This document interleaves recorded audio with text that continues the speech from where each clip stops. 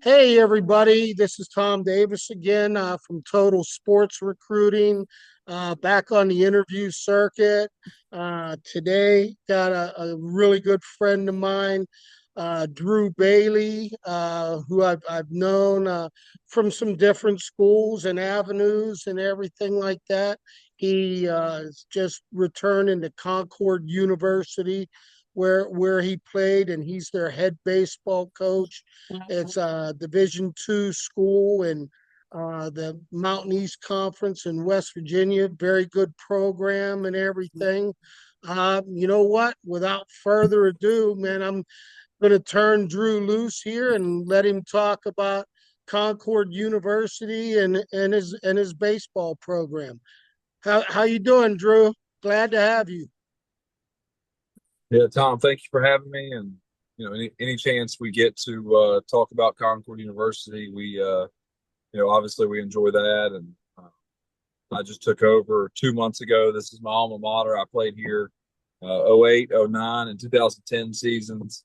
Played on a really good college team, and we've got a long history of being very competitive. We've won some WEVIAC and Mountain East championships. We played in the national tournament, and we're just trying to continue to build off what the guys before me, Kevin Garrett, Andrew Wright, Devin Smith, recruited there for a long time. Like, there's been a lot of good coaches, Joey Bessel, et cetera. But we're really excited to continue to build on what those guys have built and continue to just try and put a good product. And the landscape of college baseball has changed drastically, but we're adjusting, and we are just going to try and continue to develop young men and put a good product on the field, and just sell Concord University for everything that it has to offer. Yeah. If you could, Coach, just tell us a little bit about Concord, school wise, enrollment, some of their big majors, where kids, look to come in and everything. Just give us a little background on the school. So we're looking at roughly around 1,500 students, give or take. We've got a really good sized class coming in this year. We are a liberal arts college. Sorry, I'm almost done driving. I'm pulling in.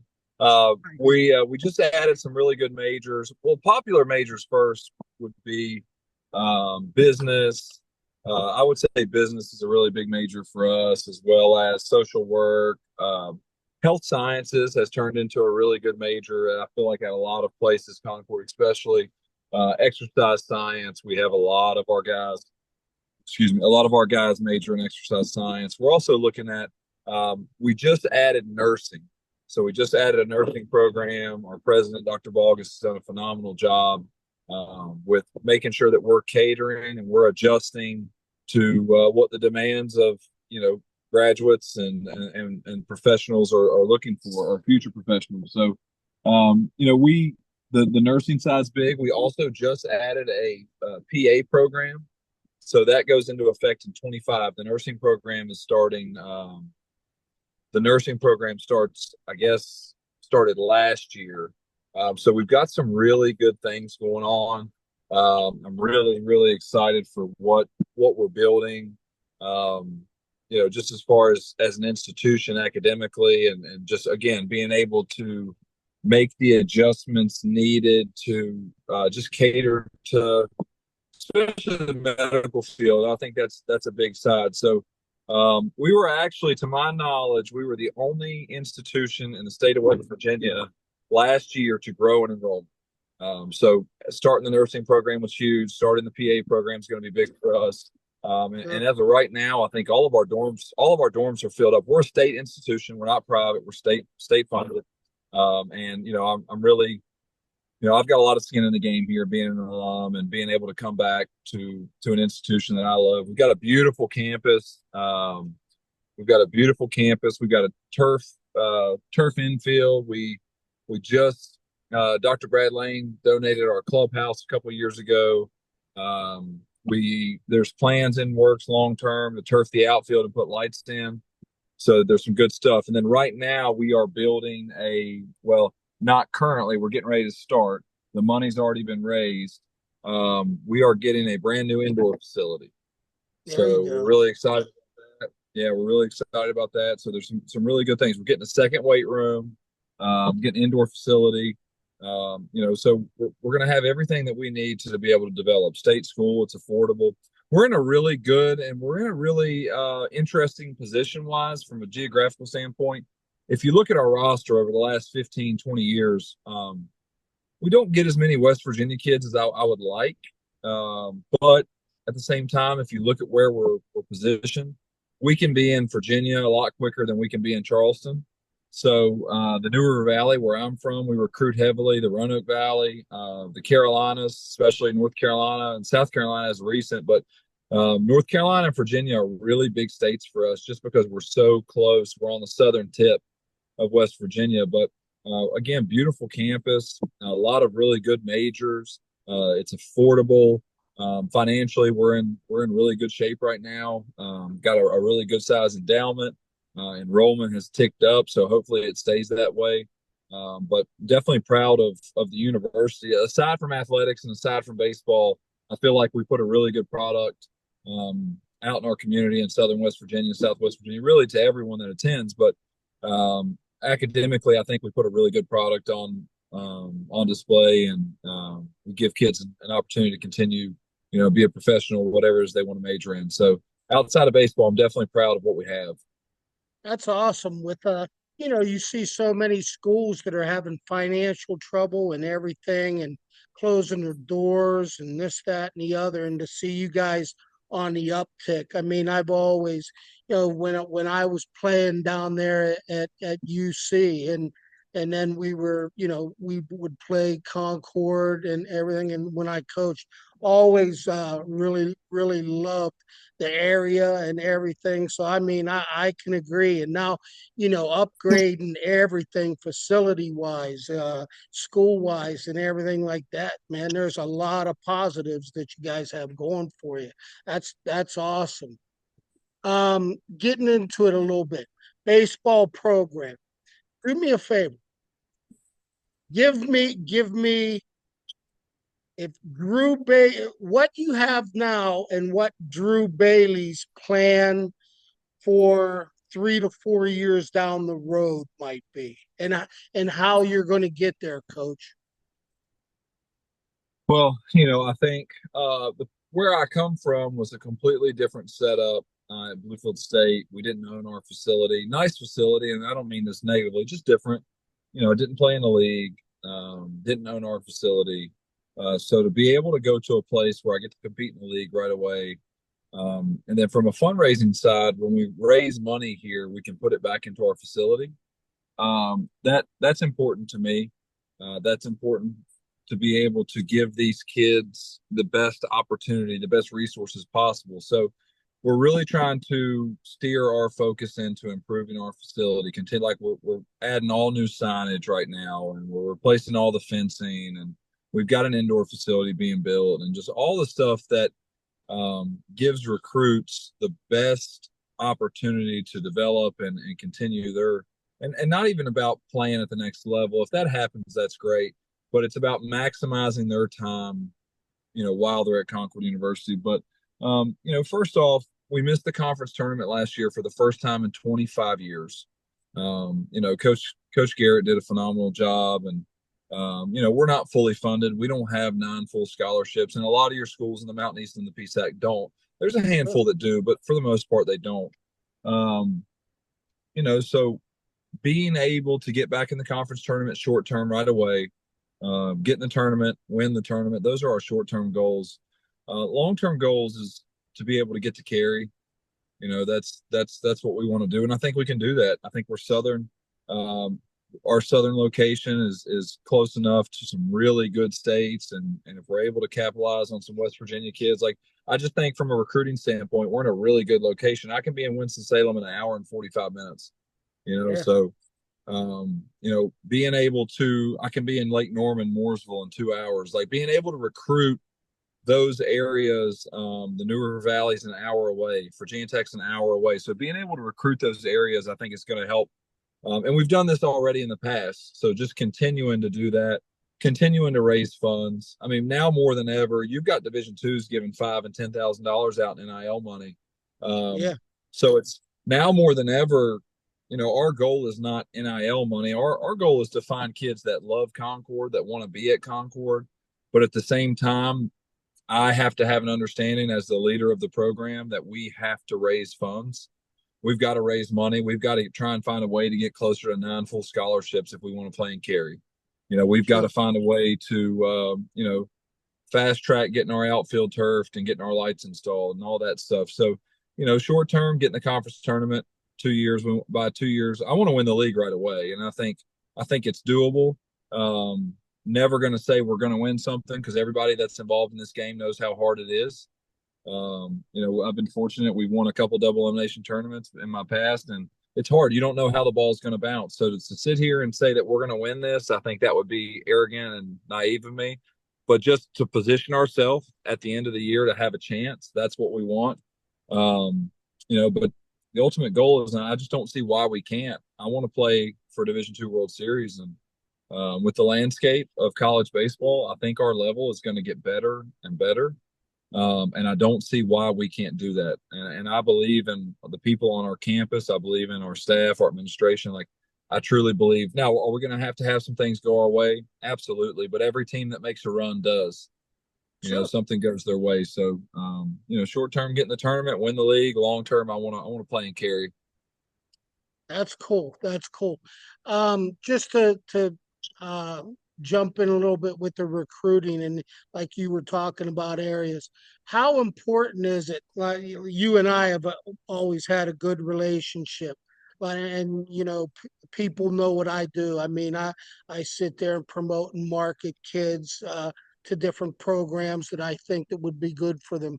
How important is it to you as a college coach to have you know, people that you can depend on sending them quality people for you to take a look at. Well, I think it's extremely important. You look at most levels, even a lot of your mid-major levels, Division two especially.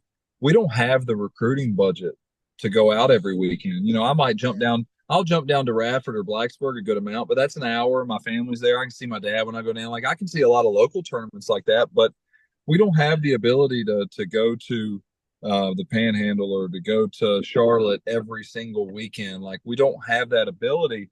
So we have to have people that we trust, and guys like you, and we've got some guys all over that we try and trust, and it doesn't always work out. It's not always the right fit, but just having someone that's going to push names to us and say, hey, check this out. I'm not 100%, but I think this could be a good fit. I think that's important, and I think obviously our level is very unique in the fact that we're able to work kids out on campus. NCA says if they have a physical and a sickle cell test, we can put a kid through a workout. And sure. we really try and take advantage of the ability to work kids out, because I think, you know, we don't have the budget to see them play all the time. We can see video. We get someone like you that we trust, and we take references on kids and or a recommendation on a kid. But at the same time, when okay, all that adds up. Okay, Tom says they're a good player. Video looks good. Bat speed's good. Yada yada yada. Whatever. And then I can see them Gotta with my see. eyes on campus. But I'll tell you this though, and this isn't arrogant. This isn't. There is so much.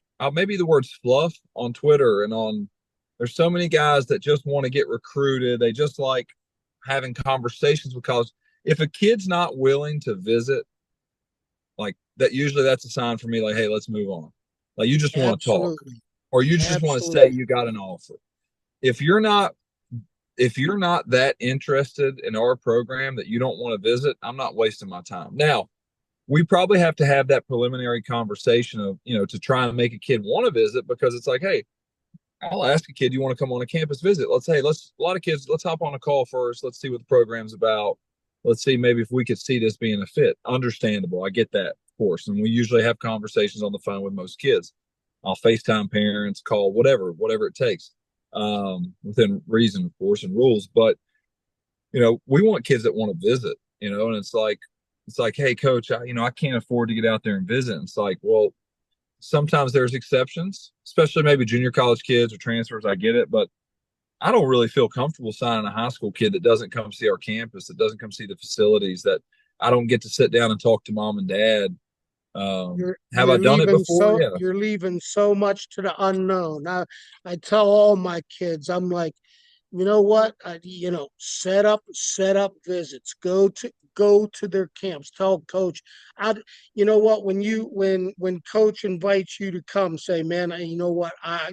Is it possible for me to get a visit? Can I get a tour of the school? Let me see everything. And I think so much of that is, they get there and the environment's totally different than what they're looking for. And then that unhappiness leads to unhappiness academically and to the ball field. And why you have a transfer portal that's always between 4 and 6,000 people.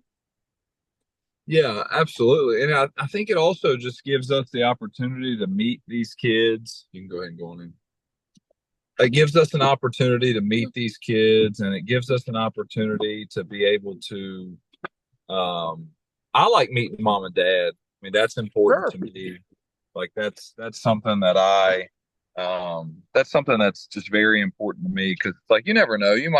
I've done this for 11 years now. I've watched kids, talk back to their parents on a visit, and it's like, no, we're not doing this, or I've watched how respectful kids are to their parents. And, it's like just seeing the interaction, I think is extremely important. And just getting to know what you have. Maybe the video doesn't tell you the whole story, and maybe what you thought you saw on videos, not and maybe they're better than what you saw. Yeah. You know. So again, our level allows us to do that, and I think that that's really key, and I think that just gives us the ability to just develop a little bit more personal relationship with the family. I usually know that when I bring a kid on campus, that okay, if mom's not there, I'm probably going to have to do this again. Like dad and son are there, and it's like, hey, mom calls the shots. Like, okay, I'm probably going to have to reach out and have a conversation with mom at some point. Sure. And that's fine. We want everybody to be educated on the process. We want everybody to have the most information at hand before they make a decision that could potentially alter, and it's going to impact their life, whether it's positively or negatively. That's what we're trying to do. So, we were trying to give them the most information. I know that's what you're trying to do as an advisor or a recruiter. It's like, you want to give these kids the best chance to be successful. So the visit, and I'm rambling a little bit, but the visit part is important to me. It's like, hey, I've got scholarship money available.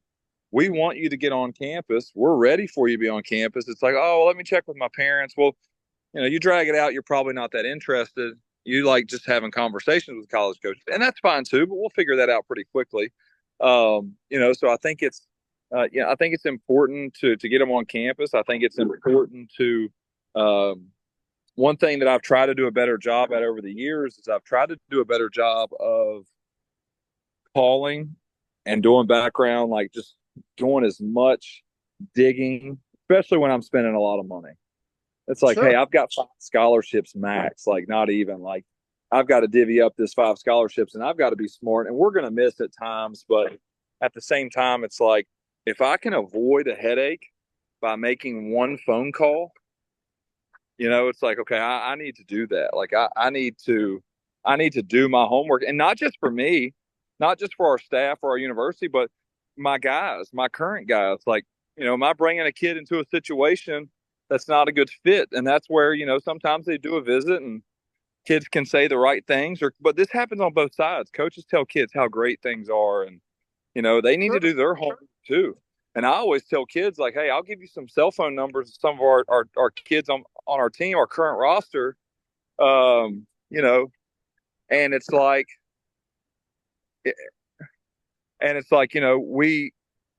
hey, reach out to my guys. Ask my guys what the experience is like here. Ask them how I coach. Ask them what the assistant coaches are like. See, ask questions. Like, do your homework. I feel like sometimes kids are just so eager and consist or so eager and in a hurry to commit, they don't know what they're getting into. Coach, I just went through last night. I was invited by friends down here to a 16U practice for the Texas Oilers, and went and evaluated their kids, watched them do everything, then gave a big recruiting seminar to them, like after practice and that. So many eyes opened up when I was like this. I said, you guys, when coach goes, okay, yeah, we'd like to offer you. And I said, all your questions in right there. I said, there's where the beginning is. Number one, as a kid or a parent, I'm going to say, okay, coach, you're making an offer. So that means somehow you have a game plan, or, you have thoughts of, you know, where you see him coming in. Is he going to redshirt? Is he going the development, or is he coming in to compete right away? So, and they don't ask the questions and everything. And I always tell them, I'm like, you know what? You may think it's a dumb question, but every coach has heard every question almost imaginable. I mean, I'm Yep. sure that somebody gets shocked, every once in a while, but do your due diligence. I'm like, you're turning your kid over to the coaches and you want them to answer everything. Ask them anything that's on your mind. I said, you can believe me. I said, they do their, it's like you said, you do your homework and everything else like that on them. So, I mean, they got to sit there and Yeah. get their answers. Well, You're and I think exactly too, right. like I try and be when I'm recruiting in the process, like I try and be so transparent with kids. Like, I'm getting this question a ton. We've always got it, but now it kind of makes me chuckle. It's like, hey, what's your roster look like next year? And it's like, I have no idea. Like, I have no clue. I don't know, like, you know, who's going to go play college summer league, and the kid on the summer league teams like tells their coach like, hey, this kid's a stud on my summer league team. Next thing you know, he's in the portal and he's gone. Like, obviously you want to try and build, a rapport with the kid and a good relationship, and you want to have hope there's loyalty there, but money talks, and certain programs can fund things better than certain other ones, and it's like you just can't predict who.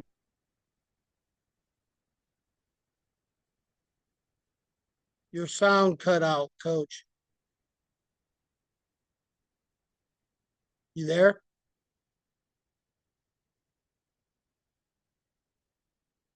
What about now? Yep, you're Sorry. good. So you just don't know what the roster is going to look like from year to year. Like you just have no idea how things are going to pan out and who's going to get hurt, who's going to transfer. I'm going 25s this year, and maybe it works out, maybe it doesn't, but I'm going heavy on the high school kids this year. Yeah, And, I think our campus, our setup is really, we're always going to have transfers. We just signed Kobe Engel. He pitched at NC State as a freshman, went to Omaha, went to Western Carolina. Like, he's going to pitch his last year with us. He's coming off Tommy John. Like, when he's healthy, he's going to be 90, 94 and breaking ball slider or changeup. He's going to be he could be one of the better arms in our league if he's healthy. Of course, we're going to take that kid. But absolutely.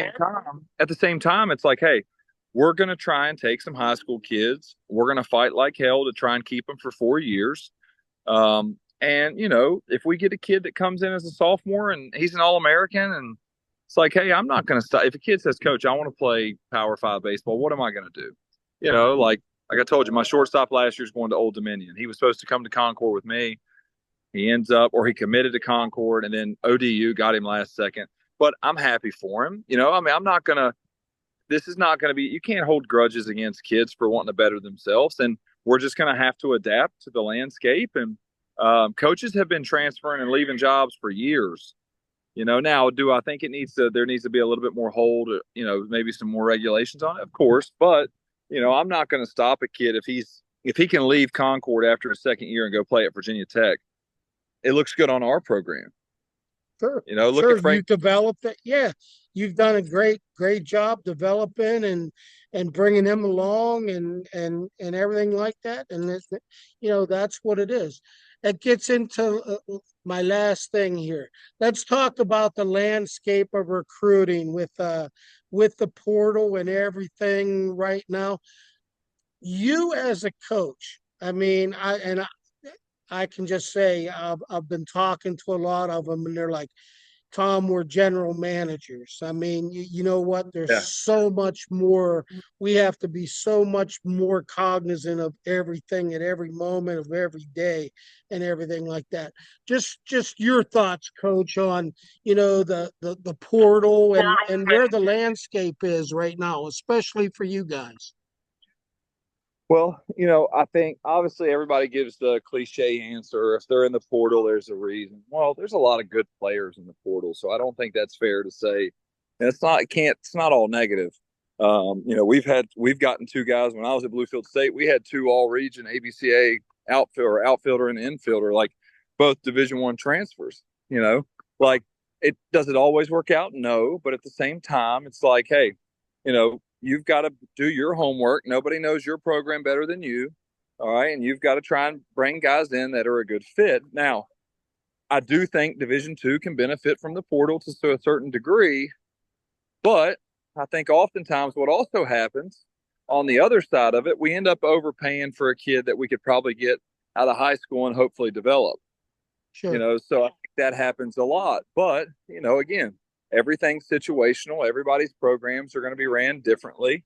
But I think right now with the landscape of college baseball, if you're a 2025 right now and you've got a good fit, you need to take the offer, because come Christmas break, a lot of that scholarship money that should be spent on, or not should, that you would assume is going to be spent on high school 2025s, come Christmas break, a lot of guys are going to take leftover money or they're saving money, and that's going into the portal. So once that happens, it's like, hey, you sat on an offer for 2 months, and now what do you do? So it's like, and this is why I'm telling kids right now, like, we've signed probably, I think, 2025 so far. It's like, hey, if you find a good fit, it's feasible. You're not going to be 100K in debt, and everybody's situations are different. And you have a legitimate chance to get on the field right away. And coach is putting a little bit of money in you, which is usually a good sign. It's like, hey, take the opportunity. Now, at the same time, Tom, I'll say this. We had a walk-on last year, ended up hitting over 400 with 8 home runs. We put him on some money second semester, and now he's going to Point Loma Nazarene, top 10 Division II in the country. Like, sometimes the opportunity outweighs the amount of scholarship money you think you should be getting. And, obviously everybody wants a full ride. I know I was at Bluefield State for 4 years. Now it's my 5th year at Concord. I've had one kid on a true full ride, one. And that was my shortstop, Ron Hammond, who's now going to ODU to play the middle infield. So, I think the landscape, it's all about how you look at it. And you have to have a plan, and sometimes those plans get altered. I'm telling kids, hey, we're going to take about 70% of our open money for 25 that we know is open right now. We're going to invest in high school kids, and I'm going to save 20-30% of that money, and I'm going to find hopefully some guys at Christmas break or later in the summer, next summer. So, and obviously things change, money opens up. I don't think we're ever done recruiting. I think we're always recruiting. That never stops. But, I just think right now, if you're 25 with the new rules in the NCAA, if you find a fit this fall, the money's decent, it's affordable, take it. Take it. You're not an All-American yet. You're not an All-American yet. Maybe you will be. Maybe you won't. But, what does it matter if you don't go somewhere where you have a legitimate chance to get on the field? If you're worried about roster size, do your homework. Don't go somewhere that's carrying 100 kids. But even if they are carrying 100 kids, that's okay. There's a lot of successful programs that have a developmental team. What's the investment look like? Are they putting a good amount of money in you? That's a good sign. Like, hey, you probably got a shot to play right away. Yep. So I just think you can benefit. We can all benefit from the new rules at the Division II level. And our challenge is going to be, can we keep kids long term? We'll see. We'll see. I hear you. Well, Coach, man, I appreciate you taking time out of your day. Like I said, I'm getting new kids all the time, and I will be sending you some more 25s to look at. Feel free. You can feel free and call on me at any time, anything that you need. And I wish you all the best. And anything you need, Coach, feel free to give me a yell. I really appreciate you taking the time to share some information to a lot of people to follow me. Recruiting wise. They love looking at these interviews and seeing straight from a college coach's mouth. This is how we do things. This is how I see things, and I think that's very important for them to see. Yeah, well, Tom, I appreciate guys like you because, again, this recruiting process can be overwhelming at times on both sides. Sure. So you need people that you trust. You need people that have your best interest, have the kids' best interest, both sides. That aren't just pushing us a name to say, "Hey, he got signed." They're pushing us a kid that they think's a good human being first and cares about academics and will be a good fit athletically in the program. So, thank you. I appreciate your time. And sorry, I was in the truck and getting ready to coach my son's travel team, but I really mean that. Thank you for all of your help, and look forward to continuing to work with you. That's awesome, big guy. You have a good rest of your day, and go win some games, man. Yes, sir. Thank you, Tom. Appreciate you, brother. All right, brother. Take care. See you, buddy. Bye.